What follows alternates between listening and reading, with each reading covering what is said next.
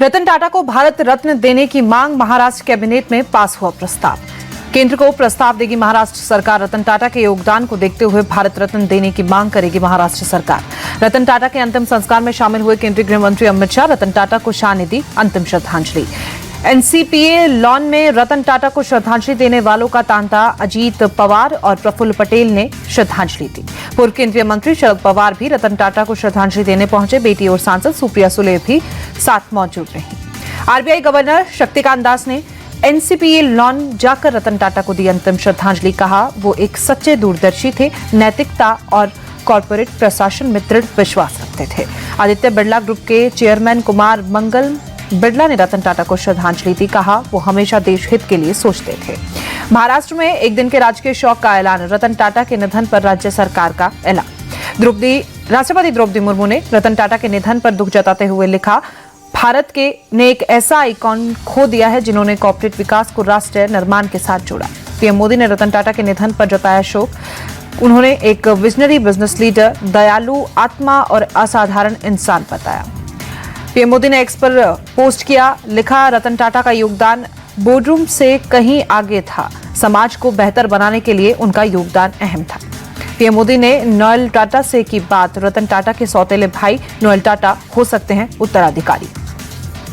केंद्रीय मंत्री पीयूष गोयल बोले, रतन टाटा ने दुनिया भर में भारत को नई पहचान दी है। उनका जाना देश के लिए बहुत बड़ी क्षति है। मध्य प्रदेश के मुख्यमंत्री मोहन यादव ने रतन टाटा के निधन पर जताया दुख। कहा, रतन टाटा का जीवन अपने आप में पूरे विश्वविद्यालय के समान है। उनका जाना सभी लोगों के लिए दुखद क्षण है। नेता प्रतिपक्ष राहुल गांधी ने रतन टाटा के देहांत पर जताया दुख। लिखा, रतन टाटा एक दूरदर्शी व्यक्ति थे। उन्होंने व्यापार और परोपकार दोनों पर अमिट छाप छोड़ी। अखिलेश यादव ने रतन टाटा को श्रद्धांजलि दी। कहा, उन्होंने देश की अर्थव्यवस्था में बहुत बड़ा योगदान दिया। उनकी सोच यही रही कि कारोबार करते समय उसूलों के साथ कोई समझौता नहीं हो। पूर्व पीएम मनमोहन सिंह ने टाटा सन्स के चेयरमैन एन चंद्रशेखरन को लिखा पत्र, रतन टाटा के निधन पर शोक व्यक्त किया। राष्ट्रीय स्वयंसेवक संघ की ओर से दी गई रतन टाटा को श्रद्धांजलि। मोहन भागवत और दत्तात्रेय होसबाले की ओर से बयान जारी कर श्रद्धांजलि दी गई। दोनों ने भारत की विकास यात्रा में रतन टाटा के योगदान को सराहा। बोले, उनके निधन से भारत ने एक अमूल्य रत्न खो दिया है। गूगल के सीईओ सुंदर पिचाई ने रतन टाटा के साथ अपनी आखिरी मुलाकात को याद करते हुए लिखा, उन्होंने भारत में आधुनिक व्यावसायिक नेतृत्व को आगे बढ़ाया। भारत में अमेरिकी राजदूत एरिक गार्सेटी ने किया ट्वीट, लिखा, भारत और दुनिया के एक विशाल हृदय वाले व्यक्ति को खो दिया है। दुनिया के लिए उन्होंने बहुत कुछ किया है। नेपाल के पीएम केपी शर्मा ओली ने रतन टाटा के निधन पर गहरा दुख जताया। बिजनेस के साथ साथ उन्होंने परोपकार में बड़ी संख्या में लोगों के जीवन को प्रभावित किया। यूपी के अमरोहा में एक चित्रकार ने उद्योगपति रतन टाटा की तस्वीर को दीवार पर उकेरा, कोयले से चित्र बनाकर श्रद्धांजलि दी। प्रधानमंत्री मोदी लाओस पहुंचे। एयरपोर्ट पर हुआ भव्य स्वागत। लाओस के पीएम निमंत्रण पर 2 दिन के दौरे पर हैं PM Modi. PM Modi Laos में भारतीय प्रवासियों से मिले। होटल डबल ट्री भारतीय प्रवासियों ने किया स्वागत। पीएम मोदी लाओस में सांस्कृतिक कार्यक्रम में शामिल हुए। विदेश मंत्री एस जयशंकर भी मौजूद रहे। हरियाणा में हार को लेकर कांग्रेस अध्यक्ष खड़गे ने की समीक्षा बैठक में राहुल गांधी, अशोक गहलोत, अजय माकन समेत कई नेता शामिल। खड़गे की मीटिंग में कुमारी शैलजा और रणदीप सिंह सुरजेवाला को नहीं बुलाया गया। भूपेंद्र सिंह हुड्डा, उदयवान समेत दूसरे नेता शामिल हुए।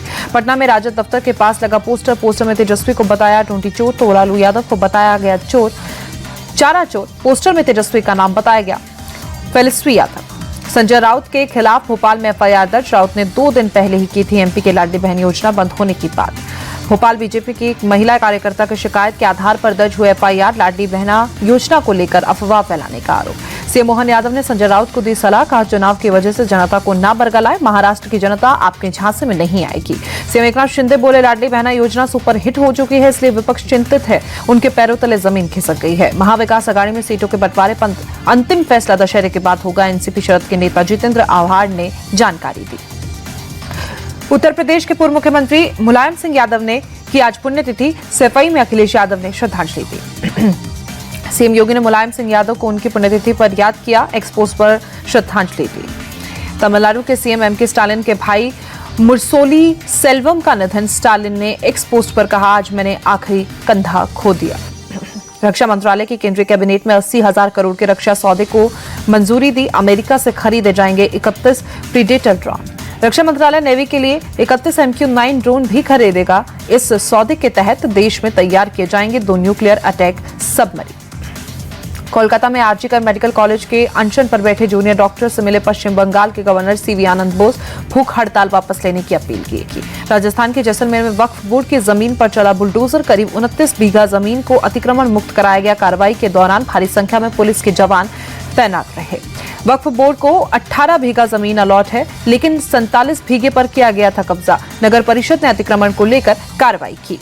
वक्फ बोर्ड की तरफ से कार्रवाई का विरोध किया गया। पुलिस पर वक्फ बोर्ड की 4 दीवारी तोड़ने और कब्रिस्तान को नुकसान पहुंचाने का आरोप लगाया है। यूपी के भदोही में रामलीला के दौरान जेसीबी का हुआ ब्रेक फेल, हादसे में एक शख्स घायल। रामलीला में एक सीन के लिए लाया गया था जेसीबी।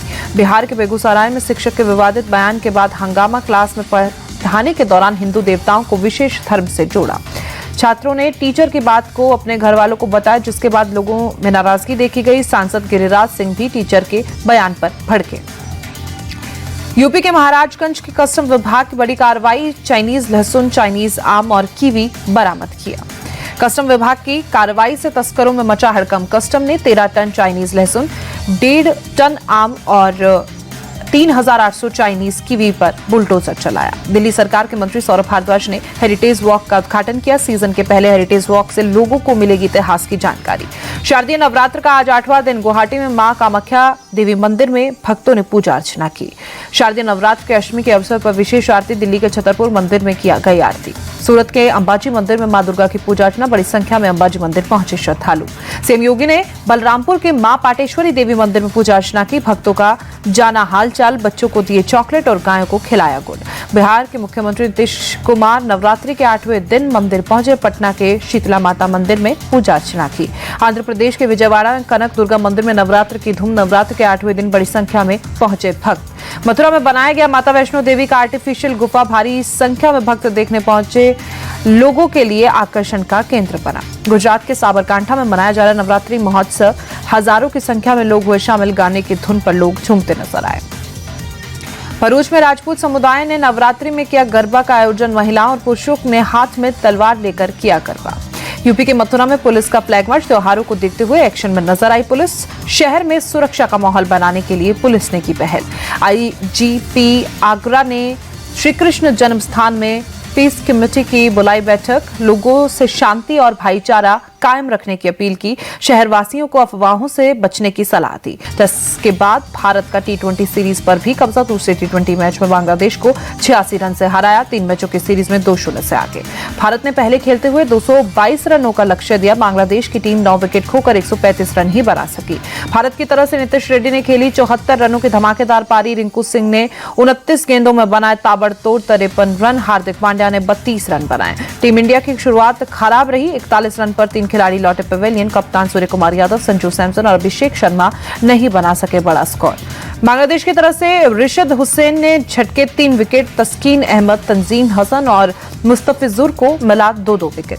बांग्लादेश की तरफ से महमूदुल्लाह ने खेली 41 रनों की पारी। मेहंदी हसन और परवेज हुसैन ने बनाए 16-16 रन। भारत की ओर से नीतीश रेड्डी और वरुण चक्रवर्ती को मिला 2-2 विकेट। अर्शदीप सिंह, मयंक यादव समेत 5 खिलाड़ियों ने लिया 1-1 विकेट। नीतीश रेड्डी का ऑलराउंडर प्रदर्शन प्लेयर ऑफ द मैच चुना गया। महिला T20 विश्व कप में भारत की लगातार दूसरी जीत। श्रीलंका को 82 रनों से शिकस्त दी। सेमीफाइनल में पहुंचने की उम्मीद बरकरार। भारतीय महिला टीम ने पहले खेलते हुए 173 रनों का लक्ष्य दिया। श्रीलंका की टीम 19.5 ओवर में 90 रन पर ऑल आउट। भारत की तरफ से कप्तान हरमनप्रीत कौर ने 27 गेंदों में 52 रनों की नाबाद पारी खेली। स्मृति मंधाना ने 50 और शिफाली वर्मा ने 43 रन बनाए। भारत की ओर से अरुंधति रेड्डी और आशा शोभना के लिए 3-3 विकेट और रेणुका ठाकुर को मिले 2 विकेट। न्यूजीलैंड के खिलाफ टेस्ट सीरीज से पहले टीम इंडिया के कप्तान रोहित शर्मा ने शुरू की तैयारी। मुंबई के जियो पार्क में रोहित ने प्रैक्टिस सेशन में बहाया पसीना। आईसीसी T20 इंटरनेशनल रैंकिंग में हार्दिक पांड्या को जबरदस्त फायदा। बैटिंग में 7 और ऑलराउंडर रैंकिंग में 4 पायदान की लगाई छलांग। भारत के खिलाफ 3 टेस्ट मैचों की सीरीज के लिए न्यूजीलैंड ने किया टीम का ऐलान। टॉम लॉथम की कप्तानी में न्यूजीलैंड टीम 12 अक्टूबर को आएगी भारत। पाकिस्तान के खिलाफ मुल्तान टेस्ट में इंग्लैंड के बल्लेबाज जो रूट ने चढ़ा टेस्ट करियर का 35वां शतक। 167 गेंदों पर आया। रूट का शतक लगाई रिकॉर्ड्स की छड़ी। इंग्लैंड के लिए टेस्ट क्रिकेट में सबसे ज्यादा रन बनाने वाले बल्लेबाज बने जो रूट। एलिस्टर कुक को भी पीछे छोड़ा। कुक के नाम इंग्लैंड के लिए टेस्ट में 1,12,472 रन। भारतीय टीम से बाहर चल रहे ईशान किशन की दमदार वापसी। रणजी ट्रॉफी में झारखंड की करेंगे कप्तानी। आर्किटेक्ट ओपन में प्री क्वार्टर फाइनल में पहुंचे लक्ष्य सेन, विपक्षी खिलाड़ियों के नाम वापस लेने का मिला फायदा। एशियन टेबल टेनिस चैंपियनशिप में इंडियन वुमेन्स टीम को मिला ब्रॉन्ज मेडल, क्वार्टर फाइनल में साउथ कोरिया को हराया था। रजनीकांत की फिल्म वेट्टैया हुई रिलीज, रजनीकांत के प्रशंसकों ने चेन्नई के रोहिणी थिएटर के बाहर मनाया जश्न।